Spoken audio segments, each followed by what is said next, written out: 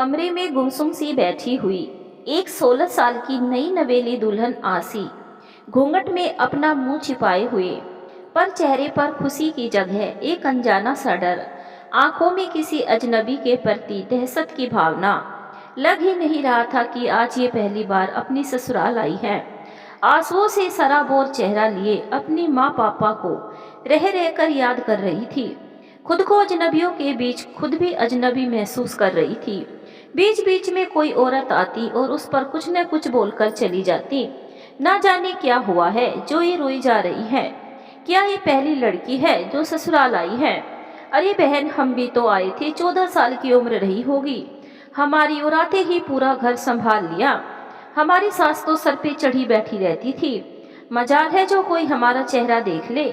पड़ोस की एक औरत हाथ नचाते हुए बोली। आसी चुपचाप सुनती रही और रोती रही। चाची बाहर चलो, तुमको माँ बुला रही है।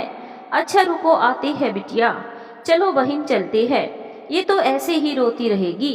बाप ने सामान तो कुछ दिया नहीं, बस रोती हुई लड़की विदा कर दी। पता नहीं किस भिखारी के यहाँ रिश्ता किया है मिसराइन ने। बस सूरत शकल ही अच्छी है, धान पान सी तो है।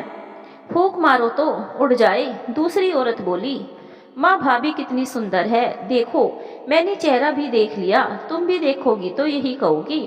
पंडिताइन की लड़की थी पूनम, उसे वो छुई मुई सी लड़की बहुत अच्छी लगी थी।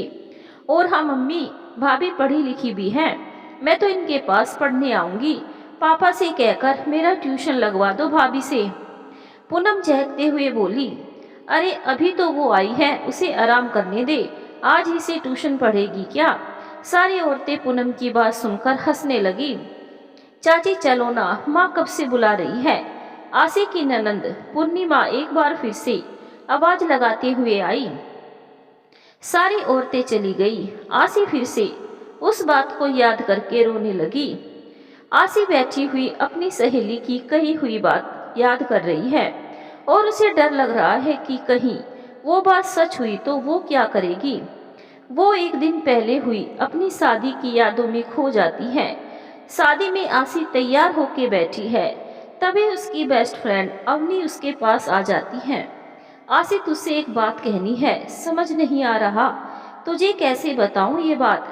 अवनी कसम कस में थी। एक तरफ उसकी सबसे अच्छी सहेली की जिंदगी का सवाल था, दूसरी तरफ शादी टूटने का डर। वो क्या करे समझ नहीं पा रही थी। बोलना क्या बात है, तुझे मुझसे बात करने से पहले कभी इस तरह तो सोचना नहीं पड़ा।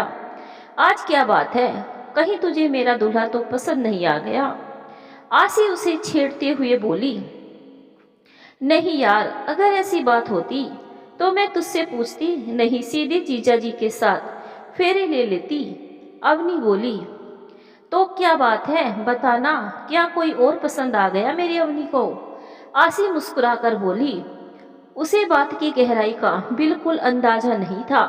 नहीं यार, ऐसा कुछ भी नहीं है, तो मेरी बात ध्यान से सुन, बात थोड़ी सीरियस है, तुझे हिम्मत से काम लेना होगा।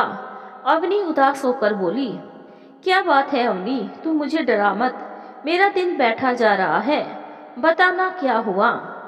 आसे मेरा भाई बारातियों की तरफ नाश्ता पहुंचाने गया था, तो उसने देखा कि अवनी बोलते बोलते चुप हो गई। बोल ना अवनी, देख ऐसे मत कर, तू तो जानती है मैं कितनी कमजोर हूँ इस मामले में, प्लीज बता, कुछ भी होगा मुझे मंजूर है। आसी को घबराहट होने लगी। आसी जीजा जी बहुत शराब पिए हुए थे, उनको उल्टियाँ हो रही थी, कमरे में उनको लिटा दिया गया है। अब ठीक है। बाराती व आपस में बात कर रहे थे कि इस अनपढ़ गवार को कितनी अच्छी लड़की मिल गई। लड़के के माँ बाप ने लड़की को कुएं में झोंक दिया। अवनी ने सिर झुका लिया। आसी ये सुनकर स्तब्ध रह गई। उसे लगा मानो सब कुछ खत्म हो गया हो, पर अवनी, इन लोगों ने तो पापा को यही बताया था कि ये पढ़े लिखे हैं और दिल्ली में किसी कंपनी में इंजीनियर की जॉब करते हैं, कोई नशा नहीं करते। आसी ने डूबती हुई आवाज में कहा। तुम्हारे ससुराल वालों ने झूठ बोला था। ये अंकल जी की गलती थी कि उन्होंने वहाँ के लोगों से कुछ नहीं पूछा। जो तुम्हारे ससुराल वालों ने कहा उसे मान लिया। अवनी को आसी की चिंता हो रही थी, अब उसका क्या होगा। अवनी, ये बात मम्मी पापा को तो पता नहीं है ना? आसी ने अधीर होकर कहा, नहीं अभी नहीं, मेरे भाई ने मुझे बताया, मैंने सबसे पहले तुझे बताया, अब अंकल आंटी को बताऊंगी। अवनी मेरी तू सबसे अच्छी दोस्त है ना? आसिम ने कुछ फैसला करते हुए कहा, हाँ, इसमें भी कोई शक है क्या तुझे? तो वादा कर, तू ये बात किसी को भी नहीं बताएगी। अब जो मेरी किस्मत में होगा वो मुझे ही झेलना है। पापा मम्मी को क्या क्यों परेशान करूं? तो मेरा साथ देगी ना? आसी उसकी तरफ आशा भरी नजरों से देखने लगी। अवनी आसी को एकटक देख रही थी कि कैसी लड़की है ये, अपने माँ बाप को दुख न देने के लिए खुद को जीते जी नर्क में ले जा रही है। ठीक है, नहीं कहूंगी, प्रॉमिस। और आसी से लिपटकर अवनी फूट फूट कर रोने लगी। तभी दरवाजे पर आहट सुनाई दी और आसी अपने ख्यालों की दुनिया से वापस आ गई। आसी ने जैसे ही आहट सुनी वो संभल कर बैठ गई। उसने देखा कि उसका पति लड़खड़ाते हुए कदमों से कमरे में आ रहा है। आसी ने उन्हें सहारा देना चाहा तो उसके पति ने कहा, रहने दो, मैं शराब नहीं पीता, लेकिन आज अपनी शादी की खुशी में मेरे दोस्तों ने मुझे जबरदस्ती पिला दी। तुम नाराज मत होना, मैं शराब नहीं पीता, मैं शराब नहीं पीता, मैं शराब। इतना कहते कहते वो बेसुध होकर सो गया। आसी की आंखों से झरझर आंसू बहने लगे। ये उसके वैवाहिक जीवन का प्रथम दिन था जिसकी शुरुआत आंसुओं से हुई थी। सुबह के 4 बजे होंगे। दरवाजे पर बड़ी देर से दस्तक हो रही थी। आसी हड़बड़ा कर उठी। अभी 1 ही तो घंटा हुआ था उसकी आंख लगे हुए, और इतनी जल्दी सुबह भी हो गई। जाकर उसने दरवाजा खोला तो देखा कि उसकी बड़ी ननंद रिमझिम आई थी। आसी, उठो, जल्दी चलो, हमें काफी दूर जाना है, पास में जगह नहीं मिलेगी, हमारा घर खेतों से बहुत दूर है। रिमझिम बोली, कहाँ जाना है दीदी इतनी रात को? आसी हैरान होकर पूछने लगी, सोच को, और कहाँ? अब देर मत करो, तब तक मैं माँ और चाची को बुलाती हूँ। आसी हैरान रह गई, क्या इस घर में शौचालय भी नहीं है? उसे रोज सुबह ऐसे ही कच्ची नींद में उठकर बाहर जाना पड़ेगा। मोहल्ले की सारी औरतें एक झुंड बनाकर खेतों की ओर चल दी। आसी सबके पीछे धीरे धीरे चल रही थी। पहली बार साड़ी पहनी थी, ऊपर से घूंघट, उसे अच्छे से चला नहीं जा रहा था। अरे इतना धीरे धीरे चलोगी तो दोपहर तक पहुंच पाओगी बहुरिया, थोड़ा पैरों में ताकत लाओ, माँ बाप ने कुछ खिलाया पिलाया नहीं किया तुम्हें? एक औरत बोली। आसी थोड़ा जल्दी जल्दी चलने लगी, पर आदत ना होने से और घूंघट में होने के कारण उसका पैर साड़ी में फंस गया और खेत की मेड़ से खेत में गिर पड़ी। हे भगवान, इसे तो ठीक से चलना भी नहीं आता। अरे पूर्णिमा, अपनी भाभी को अच्छे से चलना सिखाओ। पहले सारी औरतें ठाका मारकर हंस पड़ी। आसी खेत से वापस आ गई। तब तक कोई भी नहीं जगा था। वो थोड़ी देर सुस्ताने बैठ गई। तभी अचानक घर में जोर जोर से चिल्लाने की आवाजें आने लगी। क्या बात थी? क्यों हंगामा हो रहा था? आसी को समझ ही नहीं आ रहा था कि सुबह सुबह घर में किस बात पर हंगामा हो रहा है, वो भी तब जब उसे आए हुए मात्र 1 दिन हुआ था। आसी की बुआ सास और सास में झगड़ा हो रहा था। मुझे पक्का यकीन है कि मेरा झुमका तुमने ही लिया है भाभी, तुम ही तो मेरे पास सोई थी रात में, सुबह मैं उठी तो झुमका गायब था। आसी की बुआ सास चिल्ला रही थी। दीदी, आप ये कैसे कह सकती है? आप तो मेरे ऊपर सरासर इल्जाम लगा रही हैं। मैंने आपका झुमका नहीं लिया, भगवान कसम। आसी की सास बोली। वो उनके सामने वैसे भी डरती थी क्योंकि उनकी ननद सबसे बड़ी थी और घर में और बहुत तेज तर्रार भी थी। तुमने नहीं ली तो कहाँ गई? जमीन खा गई या आसमान निगल गया? बहू तो अभी कल ही आई है कि वो चुरा लेगी, और सारे मेहमान तो दूसरे कमरे में थे। तो कहाँ गया मेरा झुमका? हर जगह ढूंढ लिया, कहीं नहीं मिल रहा। 8 तोले का झुमका था, वो तुम्हारे जीजा जी ने करवा चौथ पर मुझे ला कर दिया था। कभी पहने हैं इतने महंगे झुमके? बुआ जी ताने देने का कोई मौका नहीं जाने देती थी। ये शोर शराबा आसी को अच्छा नहीं लग रहा था। उसके घर में ये सब बिल्कुल नहीं होता था। सभी लोग बड़ी ही शांति के साथ रहते थे। वो धीरे से उठकर बुआ जी के पास आ गई और उनके पैर छूकर बोली, बुआ जी, मैं मदद करूं आपकी कुछ? आसी विनम्रता पूर्वक बोली। अरे तुम कल की आई बहुरिया, मेरी क्या मदद करोगी? मेरा 8 तोले का झुमका खो गया है, क्या तुम ढूंढ सकती हो? जाओ बैठो अपने कमरे में जाकर, परेशान ना करो हमें। जाओ जाओ, बड़ी आई मदद करने वाली, बुआ तुनक कर बोली। आसी चुपचाप उठकर जाने लगी। अभी वो कल ही तो आई थी इस घर में, कैसे कुछ बोलती? अभी उसे किसी के नेचर के बारे में कुछ ज्यादा पता भी तो नहीं था। अचानक उसकी नजर बुआ के बालों में पड़ी। उनके जूड़े में कुछ पीला सा झांक रहा था। बुआ जी लाइए, आपके बाल बांध दूं। मैं, कल तो आप चली जाएगी, आसी ने डरते डरते कहा। उसे डर था कि बुआ जी फिर से उसको डांटना शुरू ना कर दे। अच्छा अच्छा ठीक है, तेरा मन है तो बांध दे, बुआ मुस्कुरा कर बोली।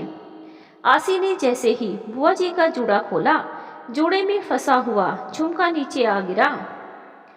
बुआ जी ये देखिए झुमका, आपके बालों में था, आसी ने मुस्कुरा कर कहा। अरे अरे वाह बहुरिया वाह, जिसको मैं सारे घर में सुबह से ढूंढ रही थी वो मेरे ही बालों में फंसा हुआ था। शाबाश बहुरिया शाबाश, सदा सुहागिन रहो, दूधो नहाओ पूतो फलो। बुआ जी के आशीर्वाद का सिलसिला लगातार जारी था। भाभी मैं बिना मतलब तुमसे लड़ रही थी, बुरा मत मानना, बड़ी ननंद हूँ तुम्हारी। बुआ जी आसी के सास के पास खड़ी होकर बोली। कोई बात नहीं दीदी, आपका झुमका मिल गया, बस बहुत है, मेरा क्या है, चोरी के इल्जाम से तो बच गई। आसिक की सास ऊपरी मन से बोली, वरना उनका तो बस चल रहा था कि अपनी ननंद को इसी समय घर से बाहर कर दे, पर वो मन महसूस कर रह गई। बुआ जी बहुत बड़े परिवार में बिहाई थी। उनके पति एक बड़े अधिकारी है, एक बड़ा बेटा डॉक्टर है तो दूसरा बेटा वकील है। अक्सर कुछ जरूरत पड़ती तो वह मदद भी कर देती थी, बस स्वभाव की थोड़ी तेज थी।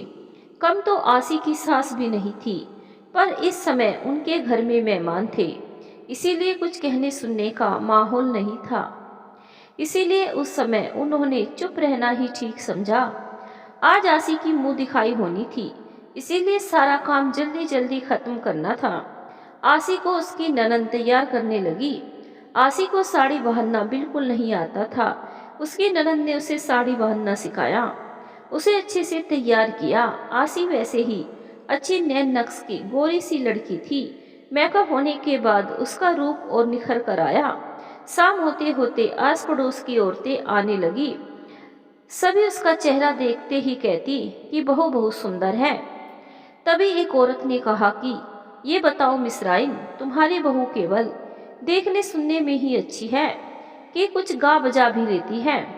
कहीं तुम सजी सजाई गुड़िया तो नहीं उठा लाई, जो केवल अलमारी में सजाने के लिए हो? उनकी बात सुनकर सारी औरतें साड़ी के पल्लू को मुंह में दबाकर हंस पड़ी। अरे जीजी, हाथ कंगन को आरसी क्या, बहुरिया सामने बैठी है, जांच परख लो, ठोक बजा लो, अच्छे से गाती है कि गूंगी है? आसी की सास हंसते हुए बोली, हाँ हाँ क्यों नहीं, अब आए हैं तो जरूर परखेंगे कि केवल किताब ही पढ़ी है कि कुछ गाना बजाना भी सीखा है।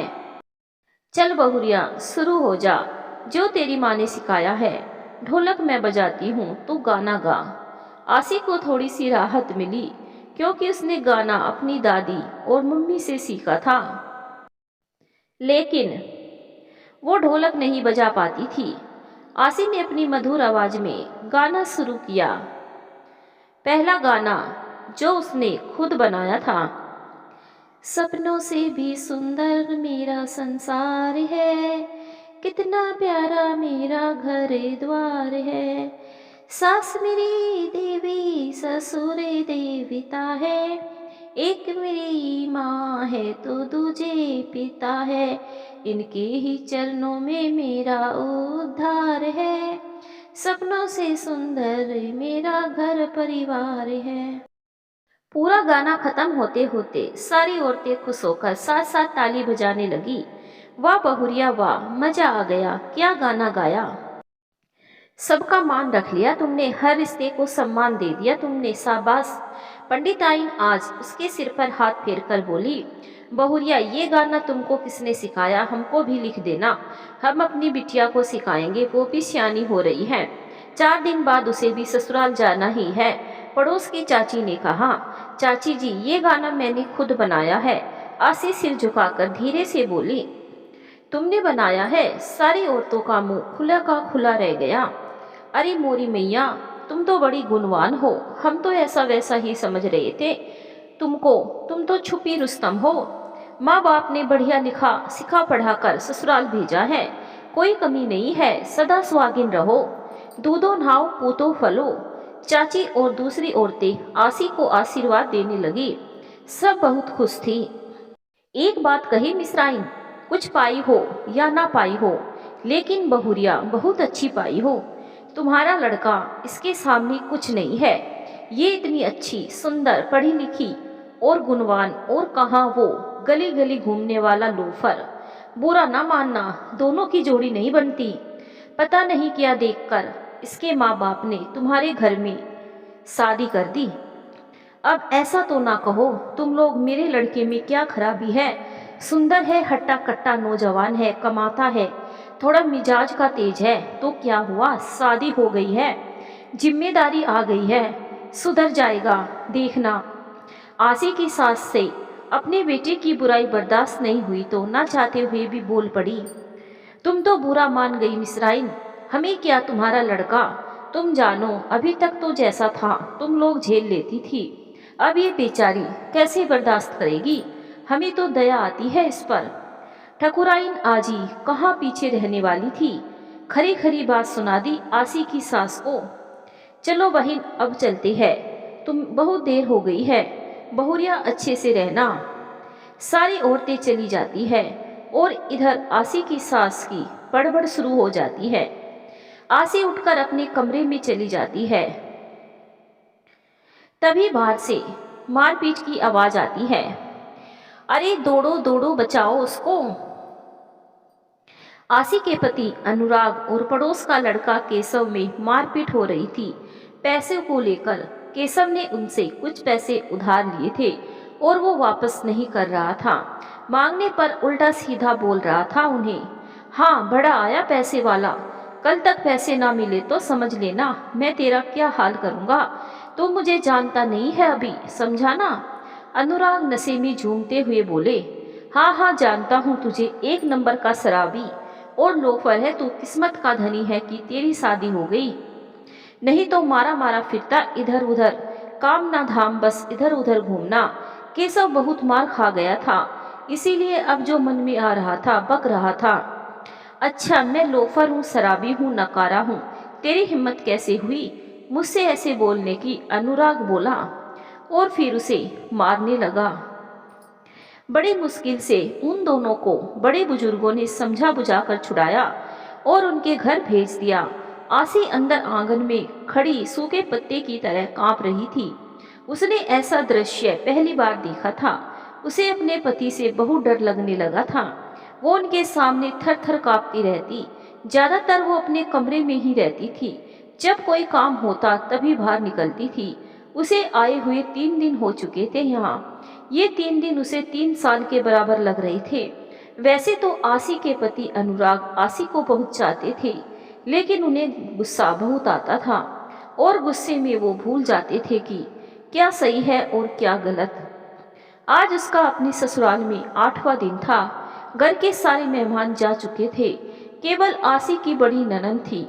आज आसी की सास ने आसी से पकौड़ी बनाने को कहा। आसी की मम्मी मिट्टी के चूल्हे में बच्चों से खाना नहीं बनवाती थी। कभी गैस खत्म हो जाती तो मिट्टी के चूल्हे में वो खुद खाना बनाती। आसी को चूल्हा जलाना नहीं आता था और उसके ससुराल में गैस थी ही नहीं। चूल्हा जलाने के चक्कर में उसकी आंखें धुएं से लाल हो गई और खांसते खांसते उसका दम फूल गया। तभी उसकी बड़ी ननद आ गई। उसने जब ये सब देखा तो उसे हटाकर खुद पकौड़ी बनाई, क्योंकि आसी को वो बहुत मानती थी। आज आसी सुबह से ही बहुत खुश थी। सारे घर में खुशी के मारे घूम रही थी। आज उसे लेने उसके पापा और भैया आने वाले थे। वो बार बार इस बात से खुश हो रही थी कि कल वो अपनी मम्मी से, अपनी बहनों से, अपनी सहेलियों से मिलेगी। बार बार वो सबसे पूछती कि पापा कब तक पहुंचने वाले हैं। बहाने से वो किचन की खिड़की से बाहर की ओर झांक लेती कि कहीं आ तो नहीं रहे। सब लोग उसकी हालत देखकर मुस्कुरा रहे थे। उसकी सास कलेवी की तैयारी कर रही थी। पास पड़ोस की औरतें मैदे की पूरी बेलने में और लोकगीत गाने में मगन थी। तभी एक औरत ने उसे बुलाकर कहा कि बहुरिया, जाते जाते वो गाना फिर से सुना दो।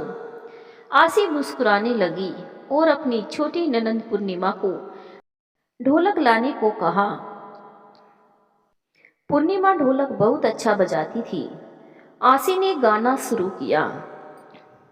सपनों से भी सुंदर मेरा संसार है, कितना प्यारा कितना सुंदर मेरा घर द्वार है। ननंद मेरी लगती है मेरी सहेली, रहने न देगी कभी मुझको अकेली। उनकी हंसी से ये घर गुलजार है, कितना प्यारा प्यारा मेरा घर द्वार है। तभी बाहर से आवाज आई, पंडित जी, आपकी समधी जी आ गए, जल्दी से आप बाहर आइए। आसी इतना सुनकर सब कुछ छोड़ छाड़ कर किचन में घुस गई और वहां की खिड़की की झीरी से देखने लगी। सच में उसके पापा, भैया, मामा और उसकी बहनें आ गई थी। वो सबसे मिलकर बहुत खुश हुई। अगले दिन सभी लोग वहां के प्रसिद्ध मंदिर में दर्शन करने गए। आसी भी थी वहां। उसके पति ने उससे कुछ कहा जिससे वो सोच में पड़ गई। आसी, मैं एक बात कहूँ? जी कहिए, आसी ने डरते डरते कहा। उसे लगा कि वो गुस्से से उसे जाने से मना ना कर दे। मैं 2 दिन बाद तुम्हें लेने आऊंगा, मैं तुम्हारे बिना नहीं रह सकता। आसी उनका चेहरा देखने लगी। अनुराग की आंखों में आंसू थे। आसी उनका नया रूप देखकर हैरान रह गई। उसे उन पर बहुत प्यार आया। वो मुस्कुरा दी।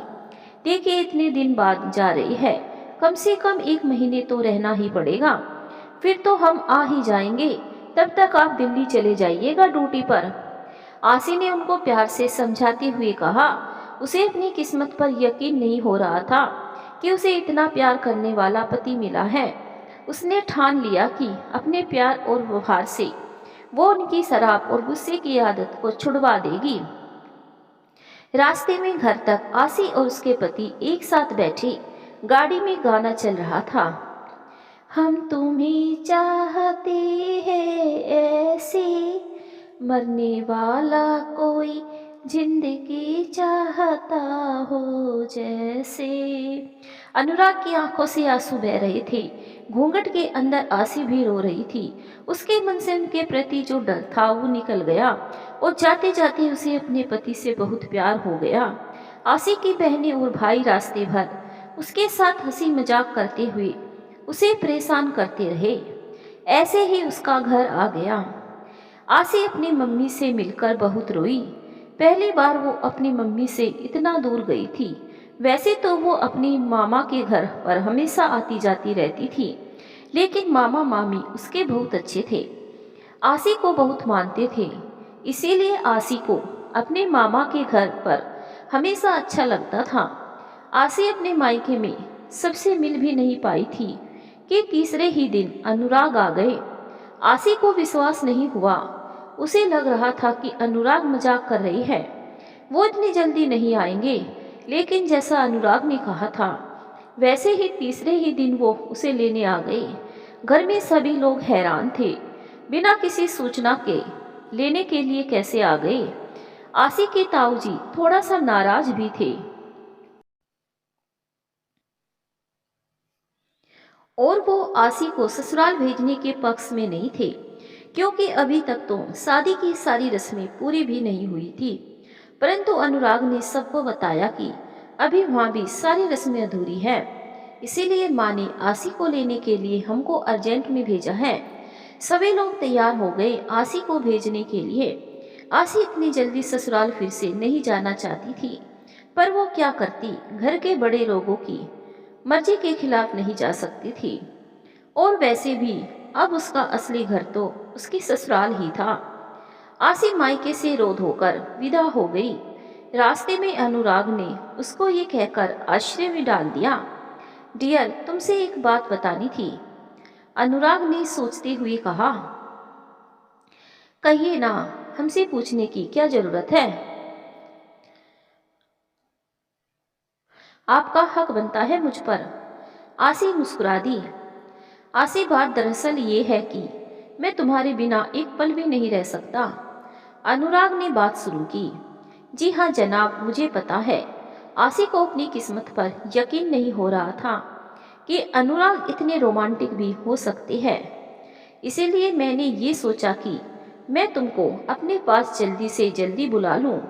मेरे मम्मी पापा मना कर रहे थे, लेकिन मैंने उनकी बात ना मानकर अपने दिल की बात मान ली और मैं दिल के हाथों मजबूर होकर तुम्हें लेने तुम्हारे घर चला आया।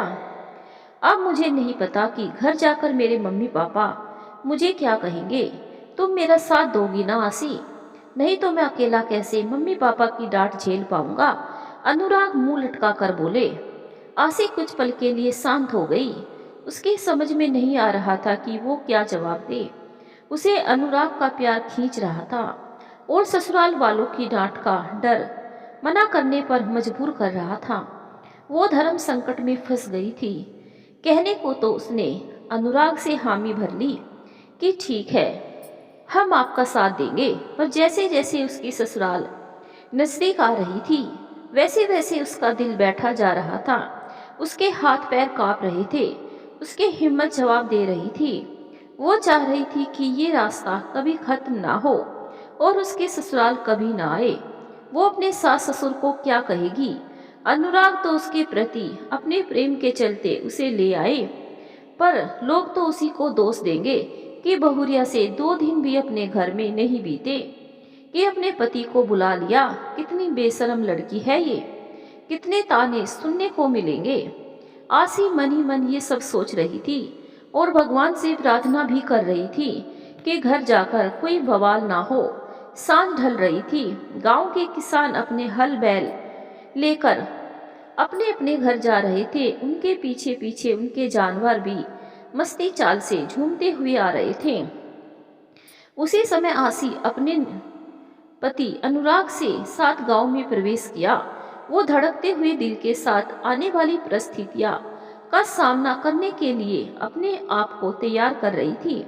आस पड़ोस के लोग उसके घर के पास जमा हो गए। ए मिसराइन, देख तोहार बहुरिया आई गई नेहर से, जरा पानी वानी लेके आवा। धार दही भेर देव बेटवा और बहुरिया फेर। पड़ोस की ठकुराइन आजी अपनी लाठी टेकती आ गई।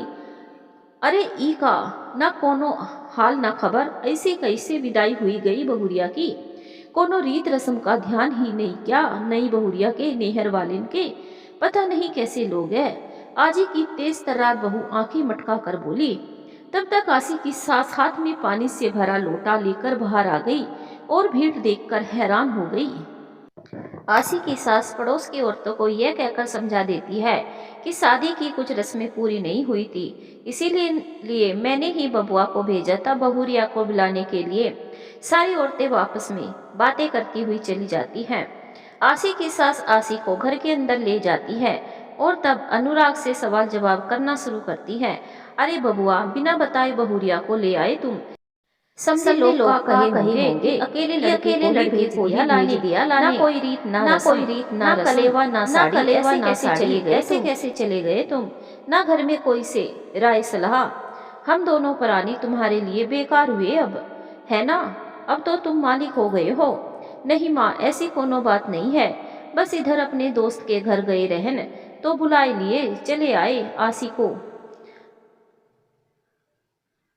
अजय ने अपनी माँ को मनाते हुए कहा, चलो ठीक है, जो हुआ सो हुआ। बहुरिया अपने घर माँ है, कोनो पराए घर थोड़े ही है। शादी के बाद लड़की का असल घर तो ससुराल ही होवे हैं। ठीक करा तुमने, अच्छा हुआ जो बहुरिया अपन घर माँ आ गई है। आसी के ससुर जी बोले। वो आसी को बहुत मानते थे। हाँ हाँ, खोपड़िया माँ चढ़ाओ लियो इनका, तभी तो कोनो की सुनत नाई है, अपने तो मन की करत है सब। हम तो जैसे कुछ है ही नहीं या घर के। आसी की सास बड़बड़ा रही थी। एक काम करो बहुरिया, तुम जाके खाना बनाई लियो। आज बुढ़िया का दिमाग थोड़ा गर्म दिखाई देता है हमें। आसी के ससुर जी आसी की सास को चिढ़ाते हुए बोले। का कहो हो हम बुढ़िया है, आप कहाँ के नौजवान बने बैठे हो। अब तो लड़का बहुरिया वाले हुई गए हैं, 60 साल के ऊपर हुई चले, मगर हंसी ठिठोली करे माँ, शर्म नहीं आवत तनी को। आसी की सास और ससुर में बकायदा जंग छिड़ गई। आसी वहां से उठकर रसोई में चली गई और खाने की तैयारी करने लगी। तभी उसके पीछे आहट सुनाई दी। आप? आसी हैरान हो गई। हाँ मैं। मुझे पता है कि तुम्हें चूल्हा जलाना नहीं आता, लाओ मैं जला दूं, मुझे आता है। जब माँ मामा के घर चली जाती थी तब हम ही खाना बनाते थे। आसी के पति अनुराग ने हंसते हुए कहा। आपको आता है? आसी को भी हंसी आ गई। बिल्कुल, आजमा के देख लो। अनुराग ने अपने फर्जी कोलर खड़े किए। यानी कि आप सर्वगुण संपन्न हो? आसी ने उनसे मजाक किया। मैं तो हुई, अब मैं तुम्हें भी बना दूंगा। अनुराग भी वहाँ कहाँ कम रहने वाले थे। देखते हैं जनाब, आसी ने उन्हें अंगूठा दिखाया। देख लीजिएगा मोहतरमा, अनुराग ने कहा। लो, बातों बातों में चूल्हा भी जल गया। अब तुम खाना बना लो जल्दी से, नहीं तो अगर माँ आ गई तो पूरे मोहल्ले में गाती फिरेगी कि जोरू का गुलाम बन गया है मेरा भोला भाला बेटा। फिर तुम जानना। अनुराग आसी को चिढ़ाते हुए बोले। ओके जाइए आप, मैं सब कर लूंगी, मुझे सब आता है, समझे आप। आसी ने ऊंची ऊंची फेंकते हुए कहा। ठीक है, देख लेते हैं तुम्हें भी कितना आता है। अनुराग ने उसे ताव दिलाया। ओके डन, आसी ने चैलेंज एक्सेप्ट कर लिया। अच्छा ठीक है, अब तुम खाना बना लो, खाना बनाकर फिर जल्दी आना। तुम भी किचन से बाहर, गर्मी बहुत पड़ रही है, हवा में आकर बैठो तुम भी। मैं जा रहा हूँ थोड़ा बाहर, अभी आऊँगा, तब तक तुम खाना बना लो। अनुराग इतना कहकर घर से बाहर निकल गए। आसी खुशी खुशी खाना बनाने लगी। आज उसे अपने पति पर गर्व हो रहा था। उसने निश्चय कर लिया कि वो अपने पति को समझाएगी और उनकी शराब छुड़वा देगी। सबको खाना खिलाकर और बर्तन साफ करने के बाद वे अपनी सास के पैर दबाने लगे। उसके ससुर बहुत तारीफ करते थे उसकी, उसे भी अच्छा लगता था उनकी इच्छा पूरी करने में। वो बहुत अच्छे और सरल व्यक्ति थे। आसी को बिल्कुल अपनी बेटी की तरह मानते थे। अपनी सास के पैर दबाने के बाद वह अपने कमरे में चली गई और वहां अपने पति का इंतजार करने लगी। आज उसने सोच लिया था कि जब उसके पति आएंगे तो वह उनसे बहुत सारी बातें करेगी और अपने प्यार से उनकी शराब जरूर छुड़वा देगी। उसके मन में बहुत से सपने थे, बहुत सी तमन्नाएं थी जिन्हें वो अपने पति से शेयर करना चाहती थी। वो ये सब सोच ही रही थी कि तभी उसे उनके आने की आहट सुनाई दी। आसी बहुत खुश थी, पर उसकी खुशी अनुराग को देखकर दूर हो गई। उसकी मुस्कान गायब हो गई। उसके पति शराब के नशे में झूमते हुए चले आ रहे थे। उन्हें इतना भी होश नहीं था कि वो खाना खा सके। आसी ने उन्हें सहारा देना चाहा तो उन्होंने उसका हाथ झटक दिया और कहा कि मुझे किसी के सहारे की जरूरत नहीं है, मैं अपने होश में हूँ। अपने आपने फिर से शराब पी रखी है? आसी ने बड़े दुख से पूछा। हाँ, पिला दी है, मेरे दोस्तों ने इतना मना किया, मैंने तब भी। अनुराग ने लड़खड़ाते हुए कदमों से कहा। किसी प्रकार आसी उनको बेड तक ले गई और बेड पर लेटते ही अनुराग नशे में धुत होकर सो गया। आसी के सारे सपने टूट गए। उसने क्या क्या सोच कर रखा था, पर कुछ ना हुआ।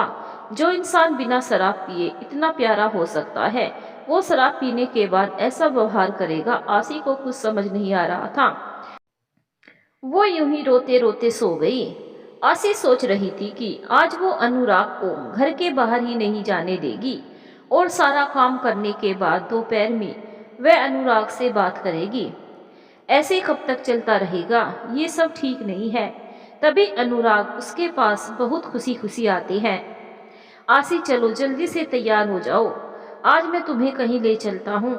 मैं ऐसी जगह तुम्हें ले जाऊंगा जहाँ जाकर तुम खुश हो जाओगी।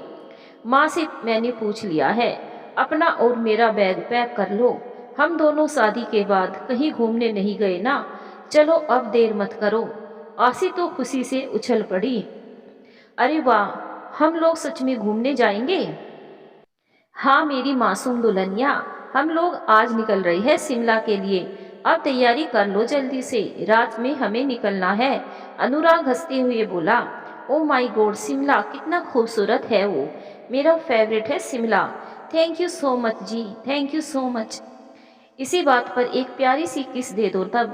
अनुराग शरारती अंदाज में बोला, मम्मी जी आ गई है, मुझे काम करना है, मुझे जाने दीजिए। आशी शर्मा गई। चली जाना, थोड़ी देर मेरे पास भी बैठो ना। अनुराग की आंखों में उसके लिए प्यार ही प्यार था। वो उसके और करीब आ गया और जैसे ही उसने आशी को पकड़ना चाहा, मम्मी जी, आशी ने कहा। कहाँ है माँ, कहाँ है? अनुराग ने पीछे मुड़कर देखा। तब तक आशी हंसते हुए वहां से भाग गई। अनु अनुराग मुस्कुरा कर रह गया। चलो ठीक है, अब तो 15 दिन तक तुम्हें मेरे साथ ही रहना है। देखते हैं तब क्या कहती हो तुम, वह पीछे से आवाज लगाते हुए बोला। देख लीजिएगा जनाब, आशी वहीं से हंसते हुए बोली। रात वाली फ्लाइट लेकर वो लोग शिमला आ जाते हैं और सुबह घूमने के लिए निकलते हैं। आशी को सब कुछ एक सपने जैसा लग रहा था। वो बस यही सोच रही थी कि काश ये सपना सच हो जाए। अनुराग हमेशा ऐसे ही रहे, कभी शराब ना पिए। एक दिन आशी और अनुराग खूबसूरत सी झील के किनारे हाथ में हाथ डालकर बैठे हुए थे। आशी की नीले रंग की साड़ी उसे झील का ही एक हिस्सा बना रही थी। उसकी झील सी गहरी आंखों में खुशी झलक रही थी। तेज हवा में उड़ती बालों की लटें उसके खूबसूरत चेहरे को और खूबसूरत बना रही थी, जिनसे बेपरवाह होकर वह बेखुद होकर प्रकृति के उस सुंदर नजारे में खोई हुई थी। आशी, मैं तुमसे बहुत प्यार करता हूँ, तुम्हारे साथ अपने सारे ख्वाब पूरे करना चाहता हूँ। अनुराग ने जज्बाती होकर आशी से कहा। आशी अनुराग को देखती रह गई। काली पैंट के पांचे चढ़ाए, कोहनी तक शर्ट की बाजू फोल्ड किए, दोनों हाथ सीने पर बांधे हुए वो शख्स जो उसका अपना था, कितना मासूम और कितना प्यारा लग रहा था, जैसे कोई छोटा सा बच्चा हो जिसके दिल की वो मलिका थी। उस समय आशी का दिल कर रहा था कि वो अपनी सारी खुशियाँ उस प्यारे से इंसान के कदमों में डाल दे और उसके सारे गम खुद ले ले। तुम जानती हो आशी, मेरे ख्वाब क्या है? अनुराग खोए खोए लहजे में बोला। आशी एकटक अपने पति को देख रही थी। उसे वो आज छोटे बच्चे की तरह लग रहा था जो अपनी छोटी छोटी बातें बता रहा था। बताइए, मैं आपके ख्वाबों में साथ साथ रहना चाहती हूँ, आशी ने भावुक होकर कहा। बहुत बड़े ख्वाब नहीं है मेरे, मैं छोटी छोटी खुशियों से खुश हो जाता हूँ। मैं चाहता हूँ कि तुम मेरे घर के कोने कोने में रहो, तुम्हारी चूड़ियाँ मेरे घर में खनखनाती रहे, मैं अपने खेतों की लहलहाती फसलों के बीच तुम्हारी तस्वीर लेना चाहता हूँ। जब बारिश की बूंदें मेरे घर के आंगन में पड़े तो मैं तुम्हें बारिश में भीगते हुए देखना चाहता हूँ। सरसों के पीले पीले फूल के बीच छुपे तुम्हारे वजूद को ढूंढना चाहता हूँ और तुम मुझसे छुपती हुई मुझसे ही टकरा जाओ और फिर शर्मा कर भाग जाओ। मेरे घर तुम्हारी खुशबू से महकता रहे। ढेर सारी चूड़ियां पहनकर लाल लाल महावर से सजे हुए तुम्हारे गोरे गोरे पैरों में छम छम बजती हुई पायल मुझे मदहोश कर दे और मैं तुम्हारे ख्यालों में खो जाऊं। मेरे दिन हसीन और रातें रंगीन सपने की तरह सुहानी हो जाए, तुम मेरे रोम रोम में बस जाओ, बस इतना सा ख्वाब है मेरा। अनुराग अपने ही ख्यालों में खोया हुआ था। आशी को अपनी किस्मत पर यकीन नहीं हो रहा था। अनुराग उसके लिए एक पहेली बनते जा रहा था। वो अपने पति का नया रूप देखकर बार बार हैरान हो जाती थी और कसम कसमें पड़ जाती थी कि इनका कौन सा रूप सत्य है, ये भावुक रोमांटिक रूप या फिर शराब में डूबे हुए इंसान का रूप। आशी ने आज अनुराग से खुलकर बात करने की ठानी। सुनिए, मुझे आपसे कुछ कहना है, आशी ने झील में कंकड़ फेंकते हुए कहा। हाँ बोलो ना, क्या कहना चाहती हो? कुछ स्पेशल बात है क्या? अनुराग अर्थपूर्ण ढंग से मुस्कुराइए। आप शराब पीना छोड़ दीजिए मेरी खातिर। आप अगर सचमुच मुझे खुश देखना चाहते हैं तो आप शराब को हाथ भी नहीं लगाएंगे। आपको मेरी कसम, मेरे सर पर हाथ रखकर कसम खाइए कि आप शराब नहीं पिएंगे, वरना मैं कभी नहीं हंसूंगी। आपका ख्वाब कैसे पूरा हो पाएगा तब? आप ही बताइए, क्या शराब अच्छी चीज है? हम लोगों को तो मांस मंदिरा का सेवन करना तो मना किया गया है ना? ऐसा हमारे पूर्वज कहते हैं। आप मानेंगे ना मेरी बात, बताइए। आसी बच्चों की तरह अनुराग से जिद करने लगी। अनुराग ने गहरी सांस लेकर उसी जिद करती हुई छोटी बच्ची जैसी नाजुक लड़की को देखा जो उसकी पत्नी थी और उसके दिल की मलिका थी। अनुराग ने धीरे से उसके चेहरे को छूती बालों की आवारा लट को छुआ और बोला, तुम जानती हो आसी कि तुम मेरे लिए क्या अहमियत रखती हो। मैं कहीं भी जाऊं, कुछ भी करूं, मेरी निगाहों में हमेशा तुम ही रहती हो। बिल्कुल ऐसे जैसे सूरजमुखी के फूल का मुंह हमेशा सूरज की ओर होता है, वैसे ही तुम मेरी जिंदगी का सूरज हो। मैं लाख कोशिश करूंगा तुम्हारी बात मानने के लिए। मैं तुमसे वादा तो नहीं करूंगा, लेकिन कोशिश जरूर करूंगा कि मैं शराब ना पिया करूं और अपने दोस्तों के पास भी ना बैठूं, क्योंकि संगत का असर जरूर पड़ता है। अगर मैं उनके साथ ही नहीं रहूंगा तो वो लोग शराब पीने के लिए जिद नहीं करेंगे। अनुराग ने आखिर आसी की बात मान ली। आसी और अनुराग शिमला में ही एक पार्टी में शामिल होते हैं जो वहीं पर घूमने आए हुए एक न्यू कपल ने दी थी। आसी और अनुराग की उनसे दोस्ती हो गई थी। पार्टी एक होटल में होती है। आसी सुंदर तो थी ही, उस दिन वो बहुत अच्छे से तैयार हुई। गुलाबी रंग की साड़ी में वो गजब की सुंदर लग रही थी। अनुराग की निगाहें उस पर से हट ही नहीं रही थी। वो बार बार आसी की ओर देखता और आसी शर्मा कर नजरें झुका लेती। वहां पर शराब की व्यवस्था भी थी, पर अनुराग ने आज शराब नहीं पी थी। उसने आसी की बात मान ली थी। आसी बहुत खुश थी आज। वो हवाओं में उड़ रही थी। उसे लग रहा था कि वक्त यही थम जाए और बस यही माहौल हमेशा रहे। आसी बहुत अच्छा गाती थी, ये अनुराग जानता था। उसने आसी की दोस्त से ये बात बता दी। अब वो तो उसके पीछे ही पड़ गई कि तुम्हें गाना गाना ही पड़ेगा। आसी ने लाख कोशिश की कि उसे गाना ना गाना पड़े, पर उसकी एक ना चली। तब उसने उनकी बात मान ली और गाना शुरू कर दिया। किसी राह में किसी मोड़ पर कहीं चलना देना तू छोड़ कर, मेरी हम सफर। किसी हाल में किसी बात पर कहीं चलना देना तू छोड़ कर, मेरे हम सफर।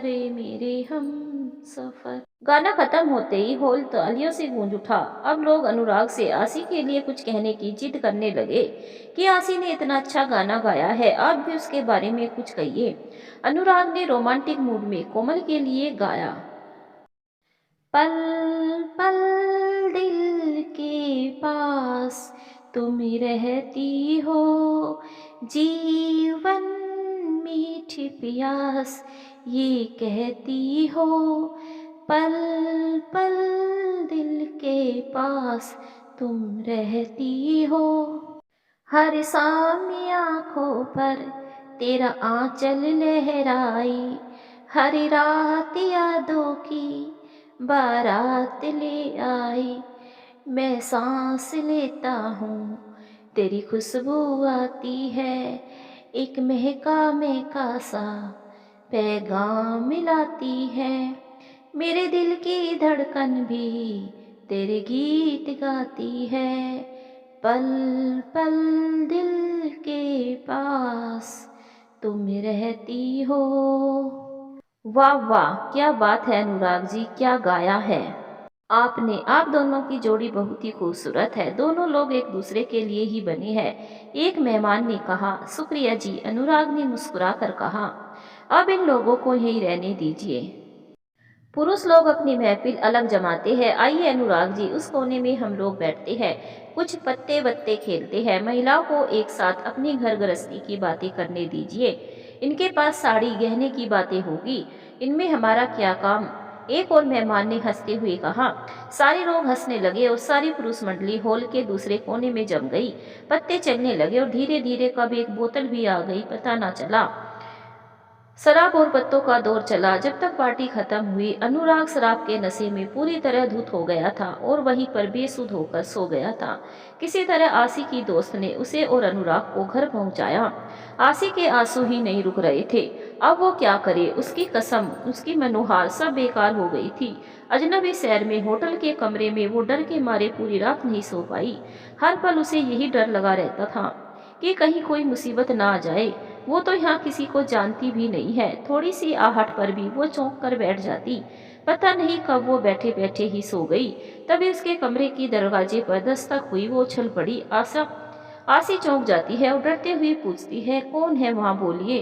अरे भाभी जी, मैं अनुराग का दोस्त विनीत, जिसने कल पार्टी दी थी। डरिए मत, आपकी सहेली भी मेरे साथ ही है। सुबह हो गई है, दरवाजा खोलो आप, विनीत ने आसी को सांत्वना दी। अरे भाई साहब आप, मैं तो डर ही गई थी। आओ हेमा दीदी, तुम भी अंदर आ जाओ, आसी ने दरवाजा खोलते हुए कहा। अरे अनुराग जी अभी तक सो रहे हैं, अभी नशा उतरा नहीं क्या इनका, विनीत ने आसी से कहा।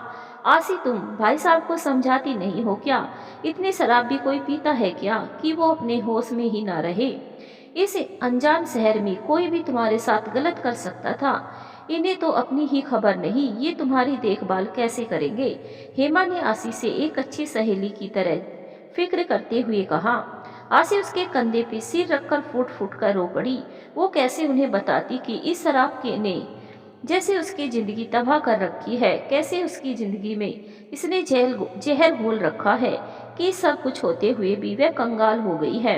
आसी तू शांत हो जा, मैंने तुझे परेशान करने के लिए ये सब नहीं कहा था। तो मेरी प्यारी सी गुड़िया है ना।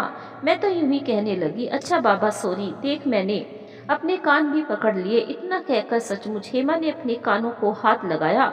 आसी उसकी एक्टिंग देखकर हंस पड़ी। थैंक गॉड, लगता है आज पक्का बारिश होने वाली है और इंद्रधनुष भी दिखाई देने वाला है। क्यों विनीत, हेमा ने संजीदा होकर कहा। आसी हैरान होकर उन दोनों को देखने लगी। विनीत धीरे धीरे मुस्कुराने लगा। क्या बात है, कहाँ बारिश, कैसा इंद्रधनुष? आप लोग क्या खिचड़ी पका रहे हैं? कुछ हमें भी बताइए। विनीत भैया आप ही बताइए ना, ये तो कुछ बताएगी नहीं, आसी पूछने लगी। अरे मेरी भोली भाली बहना, अभी जो तुम गंगा जमुना बहा रही थी ना, वही बारिश हो रही है। और फिर तुम्हारी ये प्यारी सी हंसी बारिश में इंद्रधनुष बन गई। विनीत आसी को हंसते हुए समझाने लगा। तभी अनुराग की नींद खुल गई। वो सिर पकड़कर बोला, आसी मेरा सिर दर्द से फटा जा रहा है, बहुत दर्द हो रहा है। आप उठ गए, चलिए थोड़ा फ्रेश हो जाइए, सिर हल्का हो जाएगा। कल आपने बहुत ज्यादा ड्रिंक कर ली थी। आसी अपने आंसुओं को छिपाकर बोली। मैंने कल शराब फिर से पी ली थी ना, मैं क्या करता, सब लोगों ने जबरदस्ती पिला दी यार। आसी में क्या करता, तुम ही बताओ, मना करना सही लगता है क्या? दोस्त थे, सब पार्टी चल रही थी, सॉरी यार, अनुराग ने मुंह लटका कर कहा। अरे अनुराग कैसे हो आप, अब मूड फ्रेश कर लो आप, हम लोग कब से बैठे हुए हैं यहाँ आपके जागने के इंतजार में, आप सो रहे थे। विनीत ने अनुराग से हाथ मिलाते हुए कहा। आप लोग इतनी सुबह सुबह यहाँ, अनुराग ने खोजती हुई नजरों से विनीत और हेमा को देखा। कल से आसी बहन बहुत परेशान थी, हम लोगों से रहा नहीं गया, इसीलिए हम लोग उसका हाल चाल लेने चले आए। पता है रात भर बेचारी आपके फिक्र में जागती रही, इतना डर रही थी कि मेरे कई बार दरवाजा पीटने पर इसने दरवाजा खोला। विनीत आसी की हालत बताने लगा। अच्छा ऐसा था क्या, आप लोग रात में भी हालचाल पूछने आए थे क्या? अनुराग ने कुछ सोचते हुए विनीत से कहा। नहीं, हेमा तो कह रही थी कि चलो आपके रूम पर चलते हैं, बगल में ही तो है, लेकिन मैंने मना कर दिया, ये कहकर कि रात में किसी के रूम में जाना अच्छा नहीं लगता। विनीत ने कहा। अच्छा आप लोग तैयार हो जाइए, फिर सब लोग घूमने चलते हैं। अनुराग कुछ नहीं बोला, वो किसी सोच में डूब गया। आसी तब तक नाश्ता लेकर आ गई, लेकिन विनीत और हेमा जाने के लिए तैयार थी। भाई साहब, हेमा दीदी नाश्ता करके तो जाइए, आसी ने उन दोनों को रोका। अनुराग ध्यान से आसी को देख रहा था। नहीं बहन, जाने दो, ये जो मेरी बीवी है ना, मुझे जीने नहीं देगी, इसे अभी बाहर सैर कराने ले जाना है।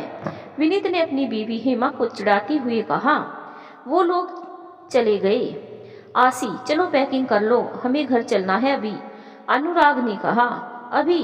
पर आप तो अभी और रुकने वाले थे 2 दिन, अभी तो मैंने कुछ भी लिया भी नहीं। आसी अभी बच्ची ही तो थी, रूठ कर बोली। जितना कहा उतना करो, अभी इसी वक्त चलना है, अनुराग दांत पीसते हुए बोला। घर लौटते समय अनुराग कुछ उखड़ा उखड़ा सा था। आसी उससे बात करने की कोशिश करती तो वो हाँ हूँ में जवाब दे देता। आसी परेशान थी, बार बार उससे पूछती, उसकी तबीयत चेक करती, कभी सिर दबाती, पर अनुराग का मूड सही नहीं हुआ। वो गुस्से में ही रहा। सारे रास्ते में वो चुपचाप रहा। आसी को समझ ही नहीं आ रहा था कि क्या हुआ है। वो बहुत उदास थी। अभी उसकी उम्र भी बहुत कम थी, इसीलिए बात की गहराई नहीं समझ पाई। पर उसे लग रहा था कि अनुराग किसी बात से नाराज है।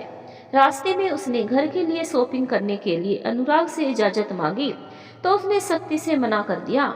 आसी को रोना आ रहा था। अब पहली बार अनुराग ऐसा व्यवहार कर रहे थे उसके साथ। इसी तनावपूर्ण माहौल में वो दोनों घर पहुंच गए। सब लोग खुश हो गए, खासकर उसकी छोटी ननंद और देवर। भाभी, मेरे लिए क्या लाई हो शिमला से? उसके ननंद पूर्णिमा ने उसके गले में बाहें डालकर लाड से कहा। आसी क्या जवाब दे, उसे सूझ ही नहीं रहा था। भाभी, मेरे लिए जूते लाई हो? भाभी, मैंने आपसे घड़ी मंगवाई थी ना? उसके दोनों देवर की फरमाइश। बहुरिया, मेरा चश्मा तो लाई हो ना कि भूल गई? ससुर जी मुस्कुराते हुए बोले, मेरे लिए तो जरूर चूड़ियां लाई होगी, भूल ही नहीं सकती, मेरी बहू है ना। उसकी सास भी आकर खड़ी हो गई। आसी की आंखों में आंसू भर आए। सब लोग खुश होकर उससे अपनी अपनी फरमाइश कर रहे थे, पर उसके पास कोई जवाब नहीं था। उसको चुप देखकर सबके मुंह लटक गए। वो सब समझ गए कि किसी के लिए वो कुछ नहीं लाई। साथ ही साथ उनके तेवर भी बदल गए। हाँ भाई, भाभी तो भैया के साथ घूमने गई थी, उन्हें हमारा ध्यान क्यों रहेगा? वहाँ तो भाभी मजे कर रही थी, हम लोग तो पराई हैं। पूर्णिमा अपने भाइयों से कहने लगी। अरे तो क्या घर वाले पराए हो जाते हैं क्या? अनुराग तो हमेशा तुम लोगों के लिए कुछ ना कुछ लाता रहता था। अब की बार पता नहीं क्या हुआ। जरूरी महारानी मना करी होगी, नहीं तो बबुआ ऐसा नहीं है। उसकी सास अपनी बुलंद आवाज में बोली। अरे जाय दे पूर्णिमा की अम्मा, पता है तोहार बबुआ कितना नेक है, वही मना करे होगा बहुरिया को। जाओ बहू, खाना बना लो, बड़ी भूख लग रही है हमें। ससुर जी की बातों से थोड़ा सा सुकून आसी को मिला और वो वहां से उठ करके चली गई। अनुराग तो वहां से आने के बाद से गायब थे।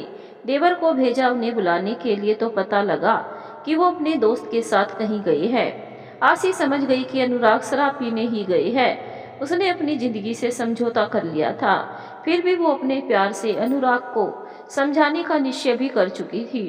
रोज की तरह अनुराग झूमते हुए घर आए। आसी ने उनसे कुछ नहीं कहा, चुपचाप खाना लाकर सामने रख दिया। लीजिए, खाना खा लीजिए आपको आज बहुत देर हो गई। आपके दोस्तों ने आज आपको बहुत देर तक बिठाकर रखा। आसी मुस्कुरा कर बोली। अनुराग ने अचानक गुस्से में अपनी थाली उठाकर आंगन में जोर से फेंक दी और बोला, मेरे दोस्तों में बड़ी दिलचस्पी है तुझे? क्या बात है? माना कि तू बड़ी सुंदर है, पढ़ी लिखी है, पर मेरे सामने उड़ने की कोशिश मत करना, समझी तू? मैं कम पढ़ा लिखा सही, पर चिड़ियों के पर गिनना और उन्हें कतरना अच्छी तरह जानता हूँ। अनुराग नशे में चूर जोर जोर से चिल्ला रहा था। आसी मारे दुख के उसको एक टक देखे जा रही थी। उसे अनुराग आज अपने पति नहीं, कोई अजनबी लग रहे थे। वो सोचने लगी कि क्या ये वही अनुराग है जो अपने छोटे छोटे ख्वाब बता रहे थे। उसको अचानक सदमा पहुंचा और वो चक्कर खाकर जमीन पर गिर पड़ी और बेहोश हो गई। चीखने चिल्लाने की आवाज सुनकर आसी की सास, ससुर, देवर, ननंद सब बाहर निकल कर आ गए और आसी को बेहोश देखकर अनुराग को खूब भला बुरा कहा। अनुराग का नशा उतर चुका था। वो आसी को इस हाल में देखकर घबरा गया और उसे होश में लाने का प्रयास करने लगा। काफी देर बाद जब वो होश में आई तो उसकी आंखों से आंसू ही नहीं रुक रहे थे। आसी की सास उसे अपने साथ कमरे में ले गई और अपने साथ सुला लिया। रात भर आसी अनुराग के व्यवहार के बारे में सोचती रही कि अनुराग क्यों इस तरह बात कर रहे थे। उसने अपनी सास से सारी बातें बताई तो अनुराग को समझाने के लिए कहा और सारी बातें भूल जाने को कहा। बहुरिया, ये सब बातें होती रहती है गृहस्थी माँ, परेशान ना हो, हम समझाएंगे बबुआ को। आसी की सास बोली। आसी क्या करती, उसने हाँ में सिर हिला दिया। उसको पता नहीं क्यों इतनी कमजोरी महसूस हो रही थी कि वो सिर्फ आराम करना चाहती थी। वो चाहती थी कि कुछ देर के लिए उसे अब सब लोग अकेला छोड़ दे, वो जी भरकर रोना चाहती थी। उसे अपनी मम्मी की बहुत याद आ रही थी। रात भर जागने के कारण आसी की तबीयत खराब हो गई। सुबह उसको बहुत तेज बुखार था, लेकिन फिर भी वो घर के काम निपटा रही थी। उसने किसी को नहीं बताया इस बारे में, चुपचाप अपने काम में लगी रही। वो किचन में थी, तभी अचानक उसे चक्कर आ गया और वो अपने आप को संभाल ना पाई और वहीं बैठ गई। तभी उसकी साड़ी का पल्लू आग में जलने लगा। उसकी छोटी ननंद रोटी लेने आई तो उसने देखा और जाकर अपनी माँ को बताया। सब लोग वहां आ गए और आग को बुझाने का प्रयास करने लगे। शुक्र था कि थोड़ा ही पल्लू जला था, आग आसी तक नहीं पहुंची थी। अनुराग उसे उठाकर कमरे में ले आए और लिटा दिया। वो सारा दिन ऐसे ही पड़ी रही। वो उस सदमे से बाहर निकल नहीं पा रही थी। तब उसकी सास ने अनुराग से कहा कि वो उसे डॉक्टर को दिखा लाए। वहां से लौटकर आने पर पूरे घर के लिए एक बहुत अच्छी खुशखबरी थी। आसी माँ बनने वाली थी। सब लोग बहुत खुश हो गए। अनुराग भी बहुत खुश था। वो अब आसी के आसपास घूमता रहता, उसकी हर इच्छा पूरी करने का प्रयास करता। आसी भी सब कुछ भूलकर अपनी संतान के स्वागत में लग गई। सब कुछ फिर पहले की तरह हो गया। करवा चौथ आने वाला था। सब लोग बहुत खुश थे। आसी का पहला करवा चौथ था। वो कई दिन से इसकी तैयारी कर रही थी। आज वो अपनी साड़ी में फाल लगाने लगी हुई थी। तभी उसके पापा करवा चौथ का सामान लेकर आए थे, क्योंकि उसके ससुराल में यही रिवाज था कि पहली करवा चौथ का सारा सामान मायके से आता था। उनसे एक गलती हो गई थी। वो आसी की सास के लिए साड़ी नहीं लाए थे। उस समय तो वो कुछ नहीं बोली, लेकिन जब वो चले गए तो आसी को बहुत ताने सुनने पड़े। आसी ने कहा, मम्मी जी, पापा को पता नहीं था, नहीं तो वो ले आते। हमारे यहाँ ये सब रिवाज नहीं है, इसीलिए उन्हें मालूम नहीं है। नहीं तो वो खुद ही समझदार है, आपको कहना नहीं पड़ता। अरे बाप रे, इसकी तो कैंची की तरह जबान चल रही है। देखो तो जरा कैसे पटर पटर बोल रही है। तेरा बाप कोई लाट साहब है क्या? जन्म का भिखारी है, भिखारी। आसी की सास तेज तेज आवाज में चीखने लगी। मम्मी जी, आप कुछ भी कह लो, पर मेरे पापा को भिखारी मत कहो। वो भिखारी नहीं है। आसी ने आंसू बहाते हुए अपनी सास से कहा। कहूंगी कहूंगी, 100 बार कहूंगी। भिखारी है तेरा बाप, कुछ भी तो नहीं दिया दहेज में। मेरा हीरा जैसा बेटा फंस गया भिखारियों के चक्कर में। उसके सास का चिल्लाना जारी था। आसपास के लोग उसके घर पर शोर शराबा सुनकर आ गए। काहे मिसराइन, बवाल क्यों मचा रखा है? काहे चिल्ला रही हो? पड़ोस की बूढ़ी दादी बोली। उसके साथ जोर जोर से रोने लगी। अरे की बताई अब, ये कल की आई छोकरी हमको पाठ पढ़ा रही है, हमसे जबान चला रही है। तभी किसी ने अनुराग को खबर दे दी कि तुम्हारी बीवी और अम्मा में झगड़ा हो रहा है। वो अपनी मित्र मंडली से उठकर घर आया। क्या बात है, क्यों पूरे मोहल्लों को सर पर उठा रखा है? कुछ लाज शर्म है कि नहीं, कि धोकर पी गए हो सब लोग? और आसी, तू यहाँ क्या कर रही है? चल अंदर। माँ, तुम क्यों रो रही हो? कुछ बोलो तो, या यूं ही ये सब ड्रामा चलता रहेगा? अनुराग नशे में था। उसका जो दिल किया वो बोल रहा था। मुझसे का पूछ रहे हो? पूछ अपनी मेहरिया से, जिसकी जबान कैंची की तरह कतर कतर चलती है। अदब लिहाज तो जैसे है ही नहीं। 4 अक्षर क्या पढ़ लिए, किसी को कुछ समझती ही नहीं। जैसे कहीं की महारानी हो। आंखों का पानी मर गया है जैसे। बराबर जबान चलाती है, जैसे मैं इसकी नहीं, ये मेरी सास हो। हे भगवान, कहाँ हो?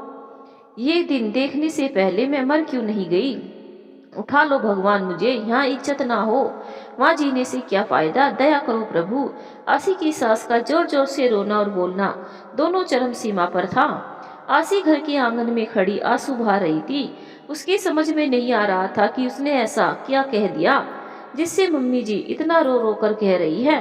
तभी अनुराग गुस्से में अंदर आया और आसी को झकझोर कर बोला, क्या कहा है तुमने मेरी माँ को? क्यों रो रही है वो? जरूर तुमने कुछ कहा होगा, नहीं तो कोई झूठ मूठ आंसू नहीं बहाता। क्या बात है, बताओ मुझे। अनुराग में सही गलत समझने की स्थिति में नहीं था, इसीलिए आसी ने जो भी बताया उसने उसकी एक भी बात का विश्वास नहीं किया। अनुराग ने आओ देखा न ताओ उसके मुंह पर एक जोरदार थप्पड़ जड़ दिया। आसी जमीन पर गिर पड़ी। जब आसी की सास ने देखा कि अनुराग आसी को मार रहा है तो वह अंदर आ गई और अनुराग को मना करने लगी। पर अनुराग गुस्से और शराब के दोहरे नशे में सब भूल बैठा था। उसने आसी की लात गुस्से से पिटाई कर दी। आसी बर्दाश्त न कर सकी, वह एक बार फिर से बेहोश हो गई। उसे उसी हालत में छोड़कर वो घर के बाहर चला गया। उसी दिन आसी की सास ने भी उसे नहीं उठाया। आसी की छोटी ननंद पूर्णिमा और उसके दोनों देवर, जो खुद ही डर गए थे, किसी प्रकार से उसे उठाकर बेड पर लिटा दिया। उस दिन आसी सारी रात ऐसे ही लेटी रही। ना उसे खाना बनाने का होश था और ना ही घर के किसी सदस्य को खिलाने की हिम्मत। उसकी ननंद ने किसी तरह खाना बनाकर सबको खिलाया, उसके लिए भी लेकर आई, पर उसे सोता हुआ पाकर वापस लौट गई।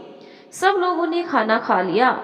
आसी के ससुर जी बहुत परेशान थे, पर उनकी बात घर में कोई नहीं सुनता था। वो विवश होकर रह गए। अनुराग आधी रात को घर पर और ज्यादा शराब पीकर लौटे और आकर बिस्तर पर लुढ़क गए। उन्हें ये भी एहसास नहीं था कि उनके पास एक बेहोश लड़की लेटी हुई है, जिसे वो 7 फेरों के बंधन में बांध कर लाया है, जो उसके बच्चे की माँ बनने वाली है। शराब मनुष्य को कितना गिरा देती है। उस दृश्य से पूर्णतः जीवंत हो उठा था।